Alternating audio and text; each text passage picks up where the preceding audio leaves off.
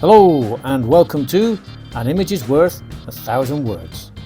My name is Rob, and don't forget to check out the rest of my blog posts on my website at robhextall.com.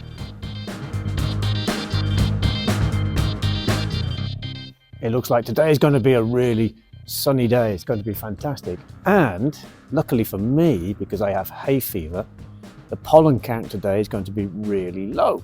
So I don't think I'm going to have an irritated throat, a runny nose or itchy eyes. Fantastic. Before we look at this week's question, here is a quick joke. What type of animal do you get when you cross an insect that pollinates flowers and a bird that lives on the coast? A beagle. A bee, a gull, a beagle. Anyway, here is this week's question. What is pollen and how does it cause hay fever? Before you start, check that you understand this vocabulary. Pause the video to make sure that you understand everything.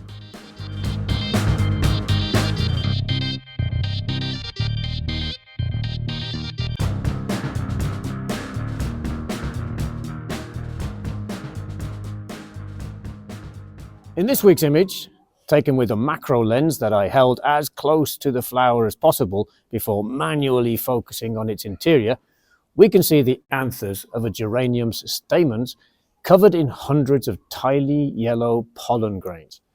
The 10 stamens surround the single stigma in the center, which contains eggs in its ovary that need to be fertilized by pollen to produce seeds. Pollen is produced by flowering plants, trees, grasses, and weeds as part of their reproductive process. It contains the male reproductive cells, and it is essential for the fertilization of plants, leading to the production of seeds and the continuation of the plant species. When a pollen grain comes into contact with the stigma of a flower, the fertilization process in a flowering plant begins. Once the pollen grain has germinated, a pollen tube grows through the stigma into the ovary. When a pollen tube enters an ovule, fertilization occurs and a seed is formed. But how does a flower receive the pollen it needs? How is it pollinated? Well, depending on the type of plant, it is either dispersed into the air by the wind or it is carried by insects, birds, and other animals from plant to plant. Insects, such as bees, have hairs on their bodies and legs, which pick up pollen grains as the bee collects nectar from the flower. Wind pollination occurs when plants release clouds of pollen into the air. This pollen can travel over long distances and is a ubiquitous presence in outdoor environments, especially during the spring and summer months when plants are in bloom. While pollen is crucial for plant reproduction and ecosystem health, it can cause allergic reactions in some people, including me. Pollen allergy, also known as hay fever or allergic rhinitis, is one of the most common types, affecting millions of people worldwide. It occurs when your immune system mistakenly identifies these harmless substances as harmful invaders and releases histamine and other chemicals. Symptoms include sneezing. Achoo. This is the body's way of trying to expel the allergen from the nasal passages. Itchy, watery eyes. Your eyes get irritated due to the release of histamine. Runny and/or stuffy nose. A runny nose is caused by increased mucus production and a stuffy nose by the inflammation of the nasal cavity. Annoyingly, you can suffer from both at the same time.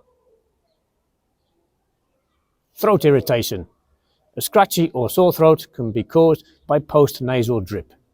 This occurs when discharge from your nose runs down the back of your throat. Coughing.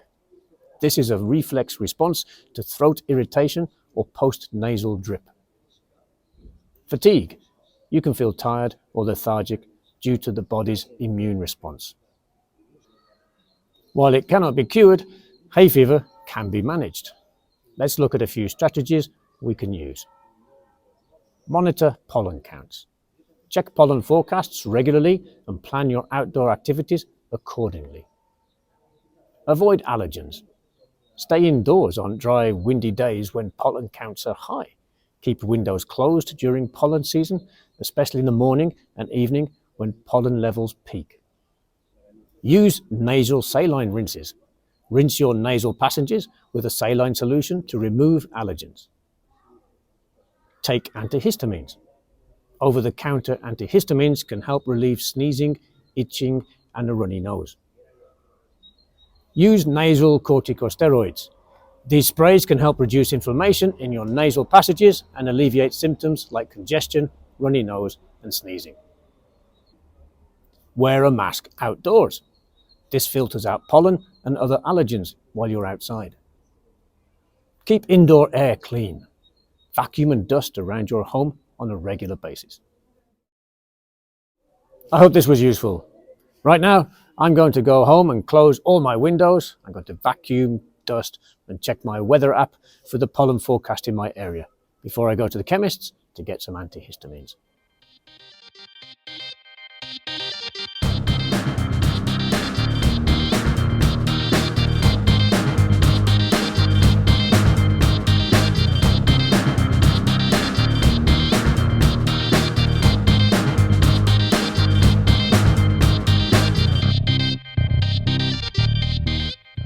Let's chat about the picture and those ideas. Number 1, describe the picture in as much detail as possible. Number 2, do you suffer from hay fever or any other allergy? If so, how is your life affected? Number 3, should governments implement policies to regulate pollen levels in urban areas to reduce allergies? Number 4, what are your favourite plants, flowers and insects, and which ones do you dislike? Number 5, do you have a garden with flowers and plants? If so, describe it. If not, would you like one?